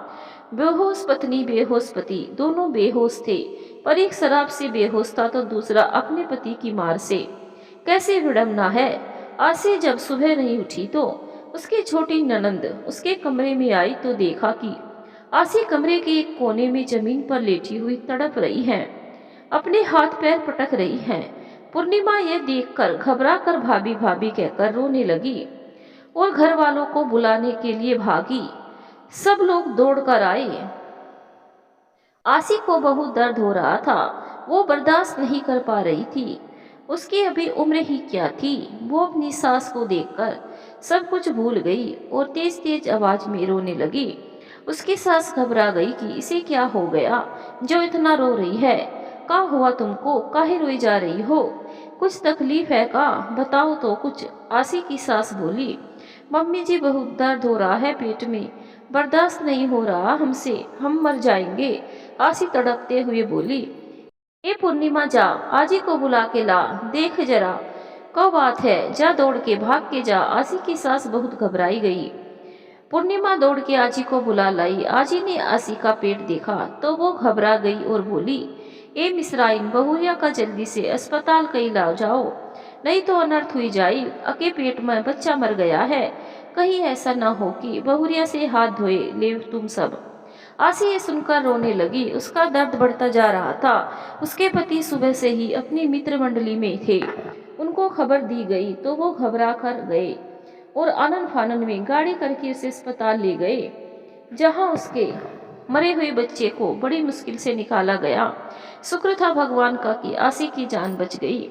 आसी अपने अजन्मे बच्चे को खो चुकी थी, उस एहसास से महरूम हो चुकी थी जो अपने भावी बच्चे के लिए उसके मन में था, जिसको लेकर वो सपने बुनती रहती थी, जिसके भविष्य को लेकर उसके मन में इच्छाएं थी।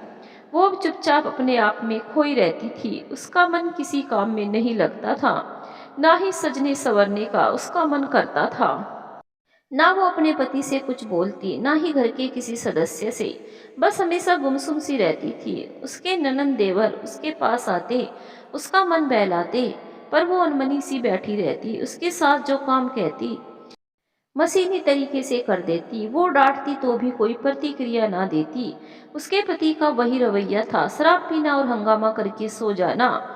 जब से आसी ने अपना बच्चा खोया था, तब से आसी के पति और भी शराब पीने लगे थे और बच्चे के जाने का दोषी आसी को मानते थे कि ना आसी उसकी माँ से झगड़ा करती और ना ही उसका हाथ उठता और ना ही ये सब होता। उनको अपनी गलती का एहसास तक नहीं था। आसी की सारी इच्छाएं, उमंगे, सपने सब मर चुके थे। उसे अब अपने हालातों पर सन करना आ गया था। उसकी आंखों में अब आंसू भी नहीं थे। इस माहौल में धीरे धीरे 1 साल हो गया। आसी फिर से माँ बनने वाली थी। उसके भाई की शादी थी, वो अपने मायके में आ गई थी। यहाँ उसके मम्मी पापा उसकी गिरी हुई सेहत देखकर बार बार उससे सवाल कर रहे थे, पर उसे अपनी इज्जत का तमाशा नहीं बनाना था। वो भी उसका ही घर था। वो नहीं चाहती थी कि उसके घर वाले उसको लेकर परेशान हो। उसके पापा एक प्राइवेट स्कूल में टीचर थे। उसके और भी बहनें थी। एक बहन शादी के योग्य थी, वो अपनी तकलीफें कैसे बताती। बारात का दिन था, अनुराग भी शादी में शामिल होने आए थे। शाम को सब लोग बैठे थे, पड़ोस में सब लोग हंसी मजाक कर रहे थे। तभी अनुराग ने ऐसी बात कही कि जिससे सब लोग दंग रह गए। भैया, असी की विदाई कर दीजिए, मुझे घर जाना है, नहीं तो देर हो जाएगी। सब लोग चौंक गए, आज तो बारात का दिन है। बारात अभी घर से निकली नहीं, ये घर जाने की बात कर रहे हैं। अरे दामाद जी, ये क्या बात कर रहे हैं आप? आज तो बारात है, आज कैसे जा सकती है आसी? अभी तो बहू के घर भी बारात नहीं पहुंची और आप आसी को ले जा रहे हैं। ये तो गलत बात है, आसी की मम्मी बोली। असल में मम्मी की तबीयत खराब हो गई है, इसीलिए उन्होंने फोन करके बुलाया है हम लोगों को। आप उसको भेज दीजिए। अनुराग ने बहाना बनाया। आसी के पापा ने आसी की ससुराल में फोन किया तो वहाँ सब कुछ ठीक था, कोई भी बीमार नहीं था। आसी के पापा को गुस्सा आ गया अनुराग के झूठ पर। वो आसी के पास गए और उससे पूछा, आसी, तुम्हारे ससुराल वाले तुम्हें ठीक से नहीं रखते क्या? अनुराग का व्यवहार ठीक नहीं लग रहा तुम्हारे प्रति। क्या बात है, बताओ हमें। नहीं पापा, ऐसी कोई बात नहीं है, वो हमसे अच्छे से व्यवहार करते हैं। उन्हें अपना हमारा ज़्यादा दिन मायके में रहना अच्छा नहीं लगता, इसीलिए कह रहे होंगे। आप परेशान मत हो, हम उनसे बात करते हैं। आसी ने बात संभाली। आसी ने अनुराग को अंदर बुलाया और उनसे कहा, आप क्यों ऐसा कर रहे हैं? भैया की शादी है, सारे मेहमान घर में हैं, सब लोग क्या सोचेंगे आपके बारे में? कुछ तो इज्जत का ख्याल करिए। आसी ने उनसे रिक्वेस्ट की। अच्छा, तुझे सबकी इज्जत की परवाह है, लेकिन मेरी खुशी की बिल्कुल परवाह नहीं। तू जानती है ना कि मैं तुझे कहीं नहीं छोड़ सकता। बस अगर तुझे मेरी परवाह है तो तुझे मेरे साथ चलना पड़ेगा, नहीं तो तू रुक। अपने भाई की शादी में मैं जा रहा हूँ और दोबारा कभी लेने नहीं आऊंगा। अनुराग गुस्से से बोला। आसी रोने लगी। ये कैसा धर्म संकट है, एक तरफ मायका और दूसरी तरफ ससुराल। वो क्या करे, कैसी स्थिति को। तभी सारी बात सुनकर आसी की मम्मी आ गई और हाथ जोड़कर अनुराग से कहने लगी, बेटा, अगर हम लोगों से कोई गलती हो गई हो तो हमें माफ कर दो, लेकिन इस तरह आज शादी के दिन मत जाओ, अच्छा नहीं लगता। कल बहू घर आ जाए तो तुम चले जाना, हम नहीं रोकेंगे। हाँ जीजा जी, मान जाइए ना, आज मत ले जाइए दीदी को। उसकी छोटी छोटी बहनें भी अनुराग को मनाने लगी। सब अनुराग की खुशामद करने में लग गए। तब अनुराग ने बेमन से रुकने को राजी हो गए। आसी अपनी मम्मी और बहन भाइयों को इस तरह बेबस देखकर बहुत दुखी थी। उसका मन अब शादी में नहीं लग रहा था। सब मेहमान लोग उसे अजीब नजरों से देख रहे थे और आपस में खुसुर फुसुर कर रहे थे। रिश्ते की एक बुआ अपनी बहन से धीरे धीरे फुसफुसाते हुए बोली, देखो तो जरा, बेचारी को इतना बेकार पति मिला है कि उसको एक दिन भी चैन से नहीं रहने देता। वो यहाँ ऐसा करता है, पता नहीं ससुराल में कैसे रखता होगा। बेचारी बड़ी दुखियारी दिखती है, कितना कठोर है इसका पति। पता नहीं इसके बाप ने कहाँ शादी की है। इसकी कच्ची उम्र में पाँव भी भारी हो गए, अब कैसे संभालेगी ये। सास भी सुनते हैं, बड़ी कट्टर है इसकी। हाँ दीदी, बेचारी के भाग्य फूट गए, अब किस्मत में जो लिखा है वो तो झेलना ही पड़ेगा। छोटी बुआ बोली। आशी सब सुन रही थी और उसकी आंखों से टप टप आंसू गिर रहे थे। क्या भगवान ने उसकी यही किस्मत बनाई है कि कोई भी उसको देखकर कानाफूसी करे, उसके भाग्य को दोष दे। आशी बचपन से ही बहुत स्वाभिमानी लड़की थी और अपने स्कूल की होनहार विद्यार्थियों में गिनी जाती थी। वो हमेशा स्कूल में वाद विवाद प्रतियोगिता, भाषण आदि में भाग लेती थी। उसे याद आ गया वो भाषण जो स्वतंत्रता दिवस पर नशा मुक्ति पर दिया था। वो सबको शराब न पीने के लिए जागरूक किया था। तब उसे क्या पता था कि उसकी जिंदगी में शराब का इतना महत्वपूर्ण स्थान हो जाएगा जिसे वो चाहकर भी मुक्त नहीं कर पाएगी। अरे दौड़ो दौड़ो, देखो दामाद जी उल्टी कर रही है, उनको संभालो। बाहर से आवाज आई। आशी हड़बड़ा कर भागी। कृष्णकांत जी, आपके दामाद वहाँ ठेके के पास बैठे शराब पी रहे थे, बहुत ज्यादा पी ली है उन्होंने, ठीक से चल भी नहीं पा रहे हैं, इसीलिए हम इनको अपने साथ ले आए। पड़ोस का एक आदमी मन में मुस्कुराते हुए बोला। वो आदमी खुद ही क्रिमिनल था और वो आशी के मायके वालों से बहुत जलता था। कई लोगों ने बाद में बताया कि वही अनुराग को वहां ले गया था और वहाँ बिठाकर देसी शराब पिलाई थी। खैर आसी के घर के लोग चुप रहे, क्योंकि वो जानते थे कि कमी तो अपने दामाद में है। ना वो जाते और ना वो शराब पिलाता। आसी के घर वाले अभी तक ये बात नहीं जानते थे कि अनुराग शराब भी पीते हैं, लेकिन अनुराग के इस व्यवहार से सारी पोल पट्टी खुल गई। ऊपर घर में बारात जाने की तैयारी हो रही थी और इधर आसी अपने पति की देखभाल में लगी हुई थी। शादी का आनंद कैसे होता है कुछ नहीं जान पाई। सारी बहनें भी बहुत दुखी थी। ये जहर जिसने भी बनाया होगा, पहले लाखों घरों को जलाया होगा, तब उसकी भट्टिया और आंसुओं का शराब बनाया होगा। आसी बैठे बैठे यही सोच रही थी और रो रही थी।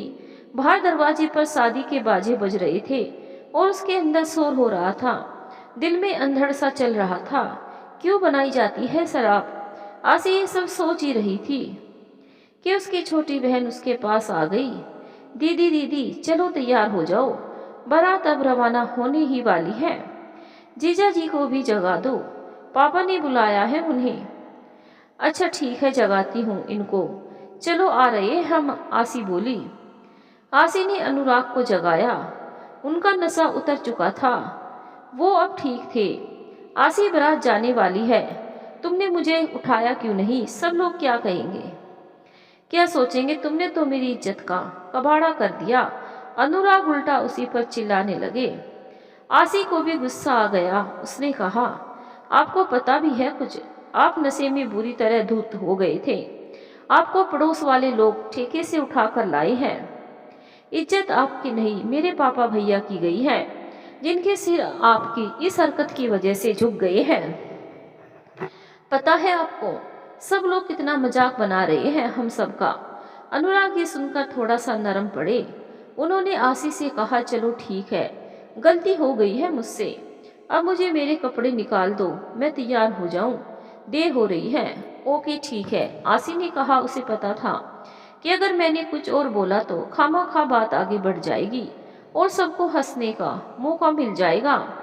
आसी के भाई की शादी हो जाती है और आसी को अनुराग अपने घर लेकर चले जाते हैं। अनुराग की शराब की लत पड़ती जा रही थी। लाख समझाने पर भी उनकी आदत छूट नहीं रही थी। कुछ समय के बाद आसी ने एक प्यारी सी बेटी को जन्म दिया। ये भी उसके लिए ताना कसने का एक विषय बन गया था। अब उसकी सास और पति अक्सर उसे लड़की होने का ताना देते रहते थे। अनुराग अपनी बेटी को प्यार तो करते थे, लेकिन जो प्यार एक लड़के के लिए उनके मन में होता, वो बेटी के लिए नहीं था। अनुराग शराब के साथ साथ नशे की गोलियों का भी सेवन करने लगे थे। शराब और नशे की गोलियों ने उनको एकदम गुस्सैल और चिड़चिड़ा बना दिया था। वो बात बात पर गुस्सा करते। आसी अपनी बेटी के भविष्य को लेकर बहुत परेशान रहती। शुक्र था कि उसके पापा ने उसका एडमिशन बीए में करवा दिया था, पर पढ़ने का समय उसे मिलता ही नहीं था। घर में छोटा सा बच्चा था, उसकी हजार जरूरतें थी। आसी अपने लिए तो संतोष कर सकती थी, लेकिन अपने बच्चे के लिए क्या करे। उसने अनुराग को समझाया कि वो अपनी कंपनी ज्वाइन कर ले। तब अनुराग ने उसे बताया कि वो किसी कंपनी में काम नहीं करता, वो एक ट्रक ड्राइवर था। ये सुनकर बहुत धक्का लगा, लेकिन वो कर भी क्या सकती थी, चुप रहने के अलावा उसके पास चारा ही क्या था। अब तो उसके पास उसकी बेटी भी थी। उसके पास पैसे नहीं होते थे। अपनी सास से मांगती तो वो कहती कि अपने पति से मांग, कहो उससे कि जाकर कमाए। पति से कुछ कहती तो पति गुस्सा करने लगते। शराब के लिए उनके पास पैसे ना रहते तो वो उधार मांगकर काम चलाते, लेकिन अपनी बेटी और पत्नी की जरूरतों से उन्हें कोई मतलब नहीं था। अगर आपको कुछ नहीं करना है तो मुझे मेरे मायके पहुंचा दीजिए, मैं कोई नौकरी कर लूंगी। मैं अपने बच्चे को इस प्रकार तरसते हुए नहीं देख सकती। एक दिन आसी ने कहा। वो करती भी क्या, उसकी हिम्मत जवाब देने लगी थी। उसकी बेटी भूख से रो रही थी, पर उसके पास दूध लेने के भी पैसे नहीं थे। 2 महीने की बच्ची को वो बिस्कुट पानी में डुबोकर खिला रही थी। दिन रात के टेंशन और उचित खान पान न होने के कारण उसको दूध बहुत कम होता था। बच्ची भूखी रह जाती थी। अनुराग ने उसकी बात पर गौर किया और उसकी बात मान ली। उनके पास पैसे तो थे नहीं, कैसे दुकान खोलते। अब उन्होंने आसी से उसके कान के झुमके मांगे। आसी ने अपनी सास से पूछा तो उन्होंने हंगामा खड़ा कर दिया। अरे अब इतने बुरे दिन आ गए कि जेवर गहना बेच बेच कर घर चलेगा। चाट पकौड़ी खाने को चाहिए, रोज तो जेवर तो बिकेंगे ही। एक हम लोग थे कि दो दो दिन एक कोर रोटी के लिए तरस जाते थे, और एक ये महारानी है कि सिंगार पिटार और जीभ के स्वाद से ही फुर्सत नहीं मिलती। नहीं मम्मी जी, हमको कुछ नहीं चाहिए। परी के पापा दुकान खोलना चाहते हैं, इसीलिए वो मांग रहे हैं। आसी ने रूंधी हुई आवाज में कहा। बबुआ मांग रहा है, तब तो जरूर वो शराब पीने के लिए मांग रहा है। देना मत उसको, नहीं तो बहुत पछताओगी। वो गहने बेचकर शराब पी लेगा, दुकान उकान कुछ नहीं खोलेगा, देख लेना। लेकिन आसी कहाँ चलने वाली थी। अनुराग ने इसके अलमारी की चाबी जबरदस्ती मांग ली और झुमके निकाल दिए, और उनको बेचकर कुछ शराब पी, कुछ उधार चुकाया, और जो बचा उसकी पान की छोटी सी दुकान खोल ली। आसी को कुछ सांत्वना मिली कि चलिए ठीक है, उन्होंने कुछ करने की सोची। अब वो शराब के ठेके पर तो नहीं रुकेंगे। आसी को लगता है कि शायद अब मेरे पति को जिम्मेदारी का एहसास होने लगा, पर ऐसा नहीं था। अनुराग रोज दुकान पर जाते तो जरूर, लेकिन वहां बैठकर भी अपनी मित्र मंडली के साथ ताश खेलते या शराब पीते। दुकान के पान के मसाले उनके दोस्तों और अनुराग के पेट में जाने लगे। बिक्री जो भी होती उससे शराब मंगाई जाती और कबाब के साथ उसका मजा लिया जाता, एक ब्राह्मण के घर होते हुए भी। अनुराग मांसाहारी भोजन से परहेज नहीं करते थे। शुक्र इस बात का था कि वो मांसाहार अपने दोस्तों के साथ ही करते थे, घर में कभी नहीं लाते थे। आसी ये सब बिल्कुल पसंद नहीं करती थी, लेकिन वो कर भी क्या सकती थी, चुप रहने के सिवा। धीरे धीरे दुकान में नफे की जगह नुकसान होने लगा। लोग उधार ले जाते और बदले में शराब की बोतलें पकड़ा जाते। नतीजा यह हुआ कि दुकान सिर्फ नाम की रह गई, वो शराब पीने का अड्डा बन गई। आसी के दिन और रात रोते हुए ही बीत रहे थे। एक दिन आसी की नन्ही सी बेटी भूख के मारे रो रही थी। आसी ने अपनी सास से पैसे मांगे तो उन्होंने पैसे दे दिए, और उन्होंने कहा कि अपने जेवर हमारे पास रख दो, नहीं तो अनुराग वो भी बेच देगा। आसी के पास वो जेवर ही एकमात्र सहारा रह गया था। उसका बीए का फाइनल वर्ष था, और वो चाहती थी कि बीए के बाद वो बीटीसी या बीएड करके कोई नौकरी कर ले, जिससे वो अपने बच्चे का भविष्य बना सके। उसने अपनी सास को जेवर देने से मना कर दिया। आसी की सास गुस्से से आग बबूला हो गई और उसको भला बुरा कहने लगी। और शाम को जब अनुराग घर आए तो उनसे आसी की शिकायत कर दी। झूठी सच्ची बातों में नमक मिर्च लगाना वो खूब जानती थी। अनुराग ने आओ देखा न ताओ आसी को मारना पीटना शुरू कर दिया। आसी चीखती रही, रोती रही, पर शराब के नशे में अनुराग कुछ भी नहीं सूझ रहा था। तो अपने आप को कहीं की महारानी समझती है ना, जो मेरी माँ से जबान चलाती है। भगवान ने अच्छी सूरत और थोड़ी सी बुद्धि क्या दे दी, तू तो हवाओं में उड़ने लगी। मैं पढ़ा लिखा नहीं हूँ तो क्या हुआ, तो जैसी औरत को कैसे काबू में रखा जाता है ये मैं बहुत अच्छे से जानता हूँ। तुझे अपनी सूरत और पढ़ाई पर घमंड है ना। मैं तेरे चेहरे को ऐसा बना दूंगा तू किसी को दिखाने लायक नहीं रह जाएगी। शिमला में अपनी भोली सूरत से सबको अपना बना रखा था ना। अब देखता हूँ कि तेरी सहेली हेमा और वो तेरा यार विनीत यहाँ कैसे आते हैं बचाने। माँ तो बहुत हिमायती बन रहे थे ना, देख मैं तेरी क्या हालत करता हूँ अभी। अनुराग ने नाखूनों से आसी का चेहरा खरोच दिया। आसी चिल्ला उठी। उसकी बेटी भी उसकी आवाज सुनकर जाग गई थी, और दोनों माँ बेटी आज रोने लगी। आसी को आज अनुराग के रूप में कोई हैवान नजर आ रहा था। उसे कहीं से भी वो अनुराग नजर नहीं आ रहा था, जो अपने छोटे छोटे ख्वाब उससे बता रहा था। क्या शराब किसी इंसान को इतना बदल देती है। आसी को उस बात का गहरा सदमा पहुंचा कि हेमा और उसके पास पति विनीत की इंसानियत को अनुराग ने कितना गंदा रूप दे दिया है। मांग में सिंदूर भरकर तुम लाए मुझे, क्या यही लाज रखी तुमने इस रिश्ते की। जिस चेहरे ने तुम्हें अपना आईना समझा, उस चेहरे ने से तुम्हें इतनी नफरत की। आसी को अपनी आंखों पर विश्वास नहीं हो रहा था। अनुराग को इस रूप में देखकर उसकी आंखें शून्य में कुछ खोज रही थी, शायद इस नर्क से निकलने का कोई रास्ता। वो अब जीना नहीं चाहती थी। सबके सो जाने के बाद उसने खुद को मारने की कोशिश की। वो अपने ऊपर मिट्टी का तेल छिड़कने जा रही थी कि तभी उसकी बेटी परी रोने लगी। परी को चुप कराने के लिए आसी उसके पास गई। उसको चुप कराते कराते उसकी आत्मा ने से एक आवाज आई कि आज तो तू इस बच्ची को चुप करा दे रही है, लेकिन इस दुनिया से जाने के बाद तू कैसे देख पाएगी अपनी बेटी का रोना बिलखना, भूख से तड़पना, छोटी छोटी चीजों के लिए तरसना। आसी ने ठान लिया कि वो अपनी बेटी को इस नर्क में अकेला नहीं छोड़ेगी।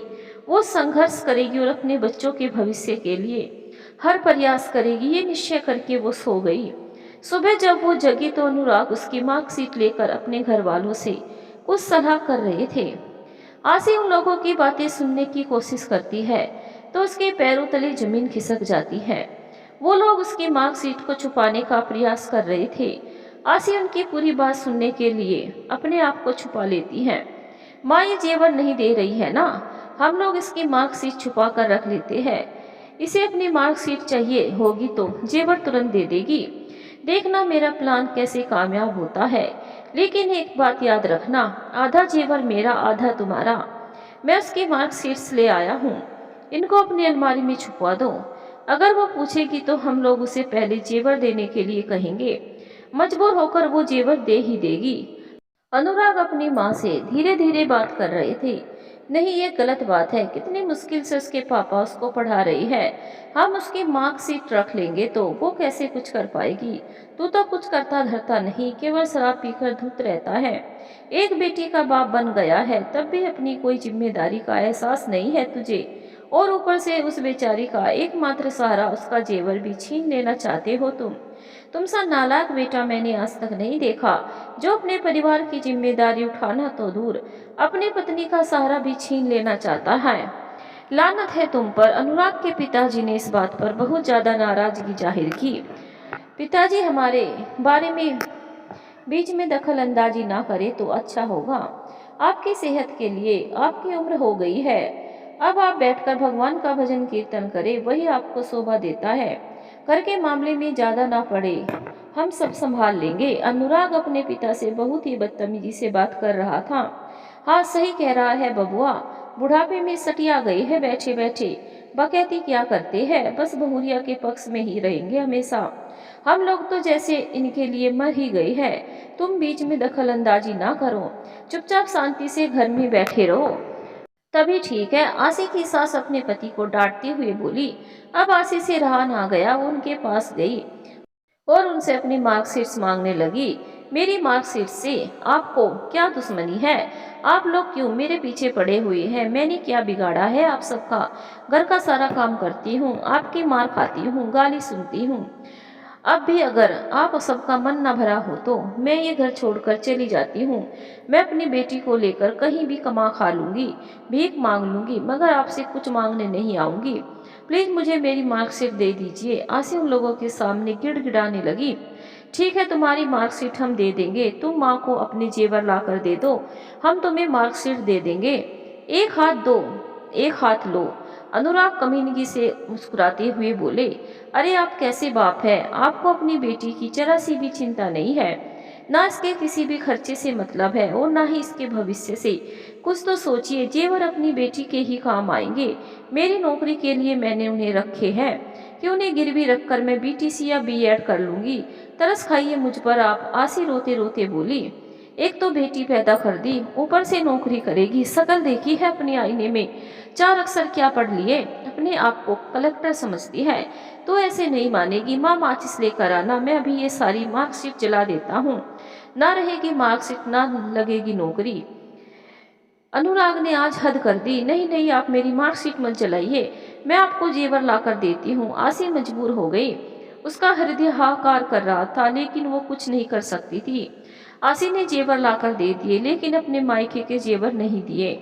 वो उन्हें अपनी बेटी के लिए रखना चाहती थी। अपने मायके के जेवर अपने मायके ले जाएगी क्या? दे उनको भी। अनुराग चिल्लाते हुए बोला। नहीं, वो मेरी मम्मी ने मुझे दिए हैं, उनको मैं नहीं दूंगी। वो आप लोगों ने नहीं बनवाए। मैं उसको परी के भविष्य के लिए रखूंगी। आसी ने परी के लिए अपने अंदर हिम्मत करके कहा। अच्छा, तो उसे इसके लिए ही रखा है। ठीक है, देखता हूँ मैं इसे भी।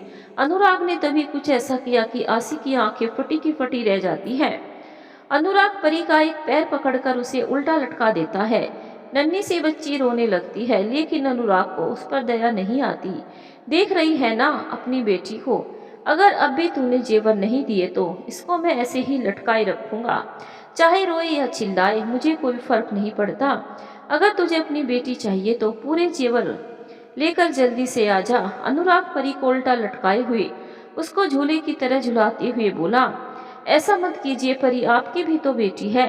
क्या इसके रोने से आपको कोई फर्क नहीं पड़ता? देखिए वो कितना रो रही है, उसकी आंखों पर गलत असर पड़ेगा। उसको मुझे दे दीजिए, उसको भूख लगी होगी। आप उसके बदले मुझे जितना मारना पीटना चाहती है मार लीजिए, लेकिन उसको छोड़ दीजिए, उसे कुछ मत कीजिए। मैं आपके पैर पड़ती हूँ।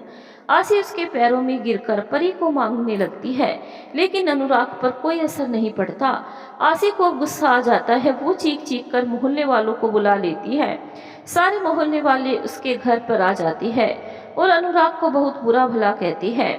बड़े बूढ़े अनुराग को बिठाकर समझाने का प्रयास करते हैं। अनुराग मोहल्ले वालों की बात मान लेता है और परी को आसी को दे देता है। आसी परी को अपनी गोद में चिपका लेती है और फूट फूट कर रोने लगती है। उसी मोहल्ले में एक व्यक्ति आसी के पापा को जानते थे। उन्होंने जब अनुराग का व्यवहार देखा तो आसी के पापा को इस बात की जानकारी दे दी। दूसरे ही दिन आसी के पापा बिना किसी सूचना के आसी की ससुराल आ गए। आसी को पापा के आने की कोई जानकारी नहीं थी, वरना तो वो अपने आप को थोड़ा सा सुधार लेती। वो रोज की तरह ही फटी हुई साड़ी पहने हुए घर के काम में व्यस्त थी। ना कोई मेकअप, ना कोई गहना। वो किसी नौकरानी से भी बदतर लग रही थी। परी बिस्तर पर पड़े रो रही थी और उसकी छोटी ननंद उसको चुप कराने का प्रयास कर रही थी, लेकिन वो भूख के मारे रो रही थी और आसी के पास ढेर सारे काम थे। तभी आसी के पापा ने घर के अंदर प्रवेश किया। सब लोग अचंभे में पड़ गए कि बिना बताए ये कैसे आ गए। सबका शक आसी की तरफ ही गया कि किसी ने फोन करके अपने पापा को बुलाया होगा, जबकि ऐसा नहीं था। आसी ने हमेशा सब कुछ छुपाने की कोशिश की थी। अनुराग रोज की तरह घर पर नहीं थे।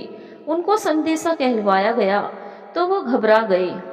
वो रोज की तरह ही शराब पी रहे थे। वो शराब पीना छोड़कर जल्दी से बाजार गए। वहां से मिठाई और नाश्ते का सारा सामान लेकर आए। उनको डर लग रहा था कि आसी ने कहीं कल की घटना के बारे में अपने पापा को सब कुछ बता दिया तो क्या होगा। साथ ही साथ आसी पर गुस्सा भी आ रहा था कि उसी ने अपने पापा को बुलाया होगा। चाहे अनुराग कितना भी गलत हो, लेकिन वो आसी के बिना नहीं रह पाता था। उसमें भी उसका स्वार्थ ही था। वो आसी से नहीं, आसी के शरीर से प्यार करता था। आसी के पापा ने नाश्ता पानी किया और गांव में अपने उन परिचित के घर निकल गए जिन्होंने उन्हें फोन करके बुलाया था। वो अपनी बेटी आसी की हालत देखकर सब समझ गए थे और अब उसे अपने साथ किसी बहाने से ले जाना चाहते थे। शाम को आसी के पापा सभी लोग के साथ बैठे और आसी को ले जाने की बात कही। ये सुनकर अनुराग का मुंह बन गया। वो वहां से उठकर चला गया। आसी के पापा ने किसी की बात नहीं सुनी और आसी को अपने साथ लेकर चले गए। और आसी का एग्जाम भी आने वाला था। परी को आसी ने अपनी मम्मी के हाथों सौंप दिया और वो एग्जाम देने पापा के साथ चली गई। अनुराग बार बार आसी को बुलाने के लिए फोन करते, लेकिन आसी के पापा ने साफ कह दिया कि जब तक तुम कोई काम धंधा शुरू नहीं करोगे और शराब पीना नहीं छोड़ोगे, तब तक आसी तुम्हारे साथ नहीं जाएगी। आसी के एग्जाम खत्म हो चुके थे। अब वो अपनी बेटी परी के पालन पोषण में लगी रहती थी। साथ ही साथ प्रतियोगी परीक्षाओं की तैयारी भी कर रही थी। इसी तरह 1 साल का समय बीत गया। एक दिन आसी बैठकर पढ़ रही थी कि तभी अनुराग आ गए। अचानक उन्हें देखकर आसी हैरान रह गई। पापा के मना करने पर भी वे यहाँ आए थे। आसी ने उनको गौर से देखा। वो बदले हुए से लग रहे थे, बड़ी हुई से, दुबला पतला शरीर, जैसे बहुत टाइम से खाना नहीं मिलता हो उन्हें। वो बहुत ही शर्मिंदा लग रहे थे। आते ही उन्होंने अपनी बेटी परी को गोद में उठा लिया और रोने लगे।